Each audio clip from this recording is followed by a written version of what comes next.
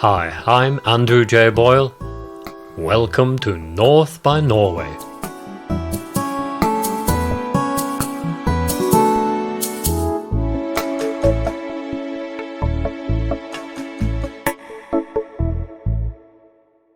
On the 28th of July this year, it will be exactly 100 years since an extraordinary event took place in the tiny mountain village of Lesjaskog. In the cultural history of modern Norway, there's nothing quite like it. Although, in fact, no Norwegians took part, and you'd be hard put to find it described in any book published in Norwegian.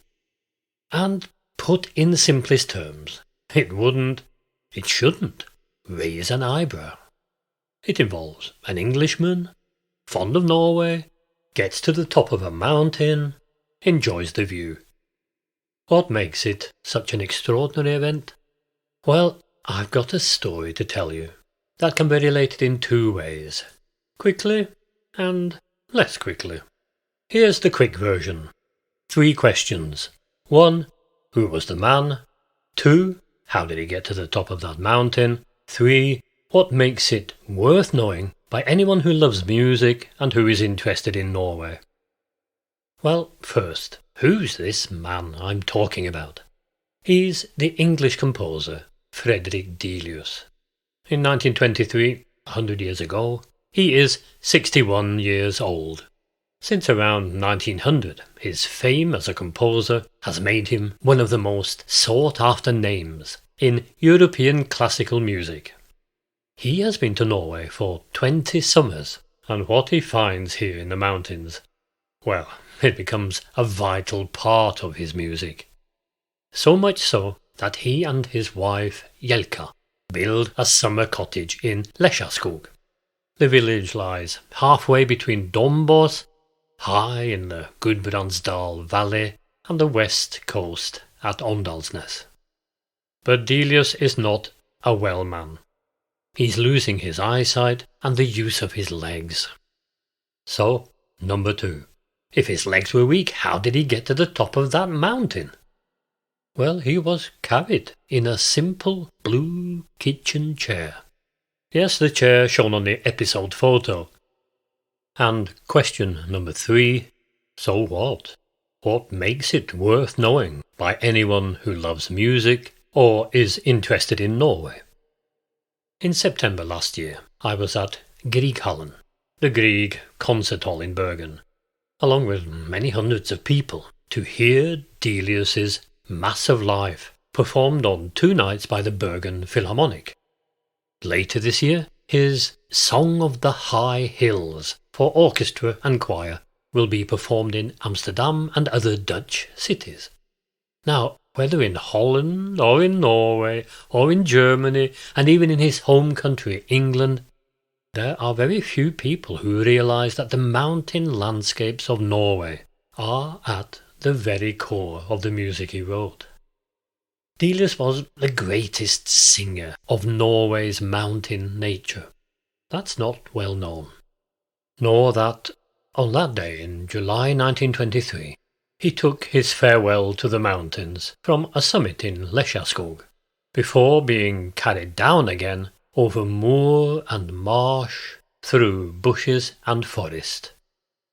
It was a huge feat of endurance and of love by those closest to Delius to get him to the top and down again. And if you'd like to hear what it was that inspired them to do so, well, let's take a slightly slower look at what led to it happening.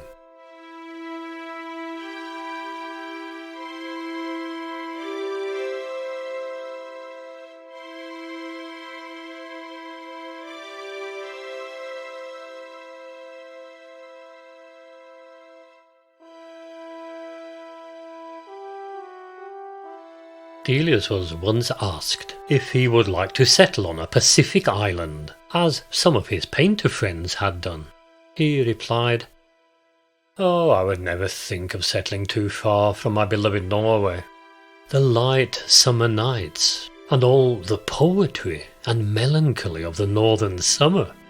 and the high mountain plateaus where humans are rare but more individual than in any other country in the world, and where they also have deeper and more silent feelings.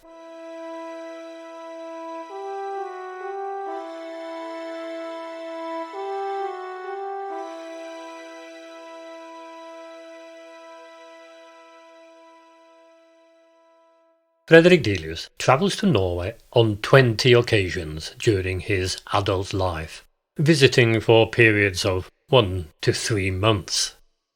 Initially he is attracted to the country for much the same reasons as countless other Britons, fleeing their industrialised landscape.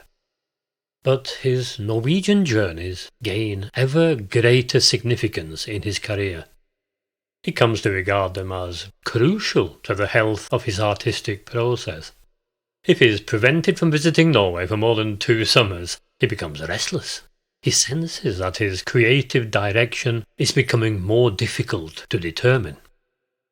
One such break in the chain of visits is caused by the First World War, when submarines and mines make sea crossings too hazardous.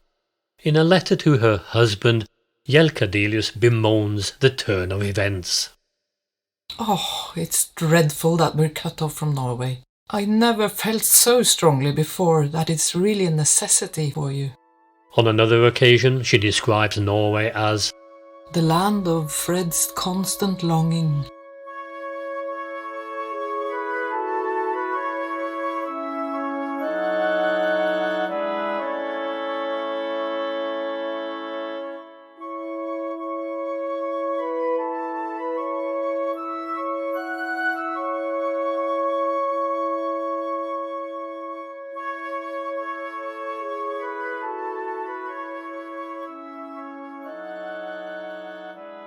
Whenever he was asked how he came to be a composer, Delius pointed to Florida as the place where he, as a young man, had decided on an artistic life. At the time he was cultivating oranges on a plantation. On returning from America he studied music at Leipzig and then moved to Paris, where he enjoyed to the full the bohemian pleasures sought by many artists in the 1890s. And for the last 35 years of his life, his home was in a rural French village. Places rich in colour, or exotic nature, or urban energy. Such sensual locations always beckoned to Delius. Nevertheless, at regular intervals he needed to pack his bags, flee northwards, in order to get his old self back again, as he put it. His physical energy was restored by weeks of bathing by the Oslo fjord, sometimes with his close friend Edvard Munch. But to restore his self-belief and to find again his artistic direction, he travelled on to the great Norwegian mountains again and again and again. Of course, Norway, as an essential active ingredient, is easily recognizable in his output. Some 33 compositions, large and small, were inspired by his Norwegian experiences or were settings of texts by Norwegian poets.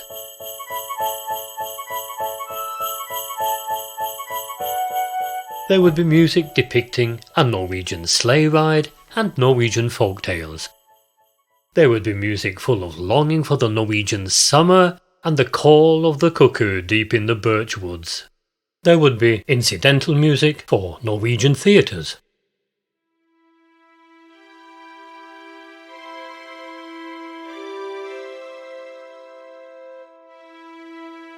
And above all else, there would be a series of works powered by emotions he associated with journeys in the Norwegian mountains, such as the music that's playing called Over the Hills and Far Away. The greatest of these mountain scores is The Song of the High Hills.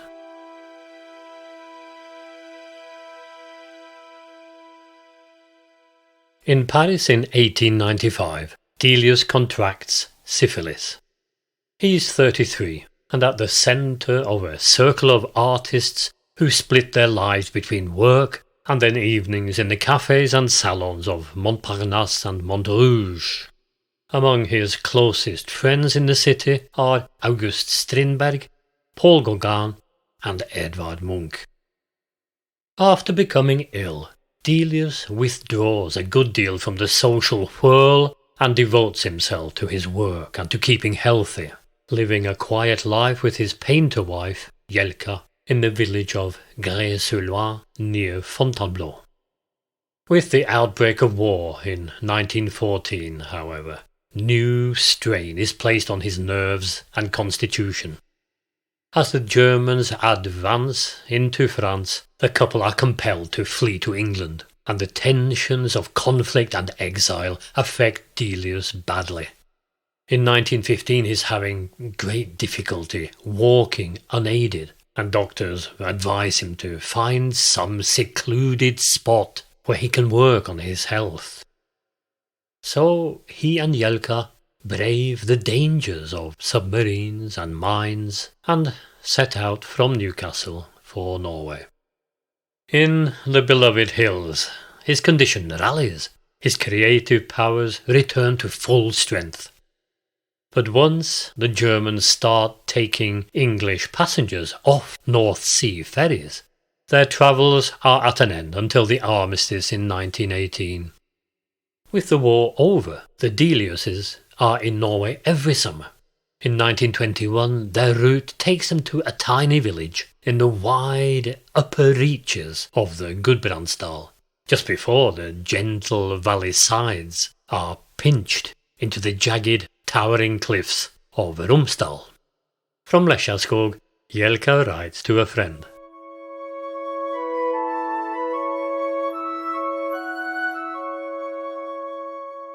We are up here in the high hills, in the most heavenly sunshine and fresh air of the snow mountains.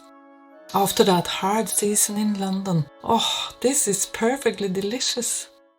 Fred is doing a little trout fishing, and we wander about in the lovely birch and pine woods, plucking lilies of the valley.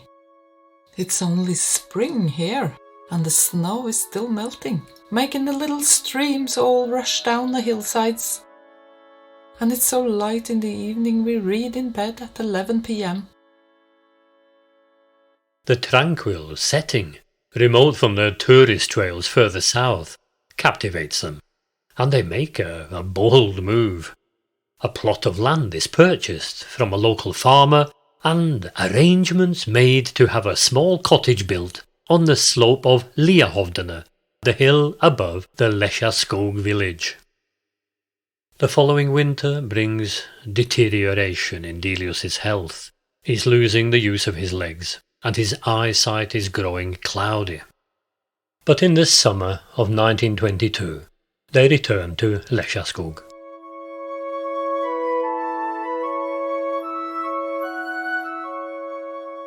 We're quite delighted with our little hut up here. It was a tremendous moment when we saw it standing quite finished on the hillside. Tomorrow the piano we hired has to be pulled up the steep hillside by 2 horses. It will be an awful affair, and they are first going to take up a big trunk and the kitchen stove as a sort of rehearsal. There's a lovely big veranda in front of the hut, and the view is perfectly beautiful and ever-changing. And the absolute stillness up there.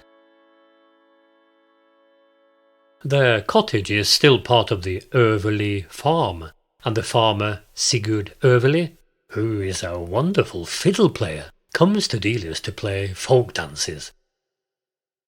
Initial optimism about Delius's condition is, however, dashed when the weather turns for the worse.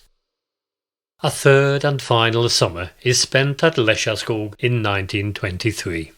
Fredrik and Jelka are joined by a maidservant called Senta and by their close friend Percy Granger. The extrovert Australian composer and piano virtuoso is now 41 and has been through a traumatic year since the suicide of his mother, to whom he was very close. For Delius too, it must have been an emotional time. He was aware that he wouldn't be coming back to Norway. So Granger decides that Delius should not leave without seeing the hills one last time.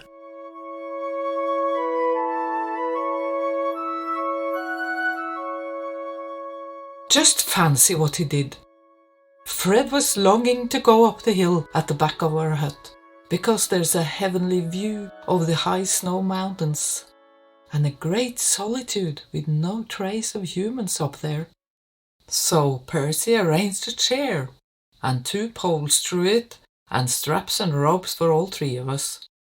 Percy in front, Santa and I at the back, all strapped in like horses. And in this way we carried Fred up to the top.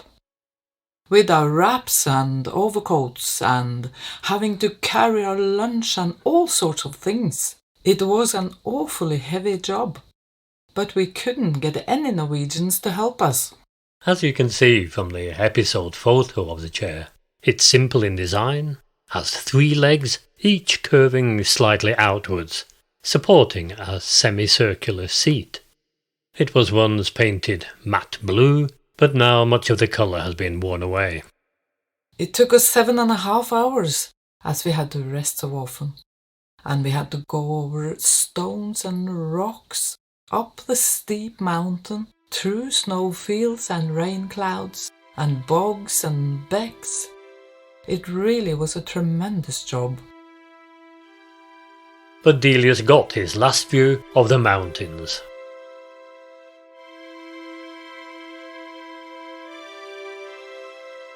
From the summit of Liahovdene, under high clouds, you can look to the western horizon and have a deep field of vision, uninterrupted for half a county.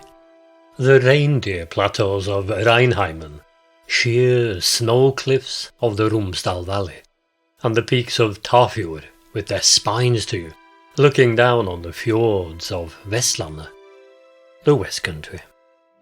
According to later accounts, the rain clouds did part to reward the group with a brief view of the panorama.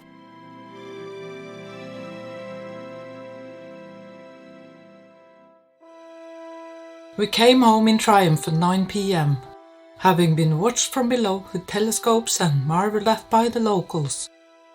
Fred was very cold and tired, but all the better for the beloved mountain air. It wasn't a huge ascent they made. A modest climb for any unencumbered hiker. For a group carrying a man in a low-slung chair, the accomplishment seems barely credible, particularly in the first half of the climb, where the mountain path rises steeply through brush and woodland. At least 2 stretches of the trail are so steep, it's difficult to imagine the party being able to proceed unless Delius was physically carried by Granger. The cottage was replaced by a more modern one in the 1950s, but the simple blue chair, well, that got passed down in the Överli family, and is today the proud possession of the granddaughter of Sigurd, the fiddle player who sold the plot of land to Delius. Now, if you think I sound enthusiastic about the mountain music of Delius, you'd be right. And I wish copyright restrictions didn't stop me playing you some of The Song of the High Hills. But one thing I can do is recommend a wonderful book that came out in 2017 called Delius and Norway. I can't recommend it highly enough. On this subject, the best book I've read in the last few years.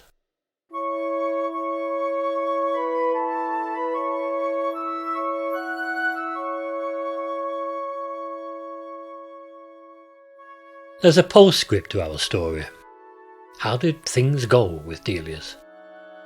Well, by 1925 he was blind and becoming increasingly paralysed. And up to his death in 1934, he and Jelka lived a calm, secluded life in France. But as long as his mind was clear, Delius could not resign himself to the fact that his composing days were over.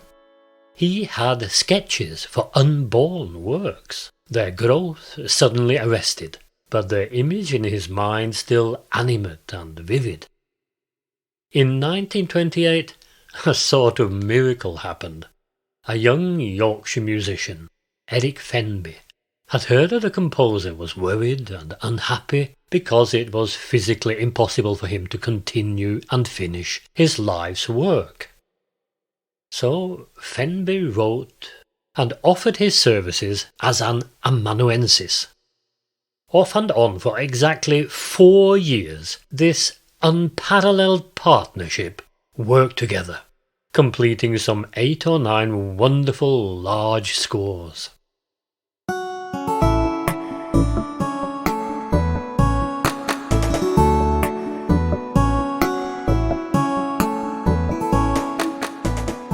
Next time, Edvard Munch, in his own words. But for now, tusen takk for at du hørte på. Thanks for listening.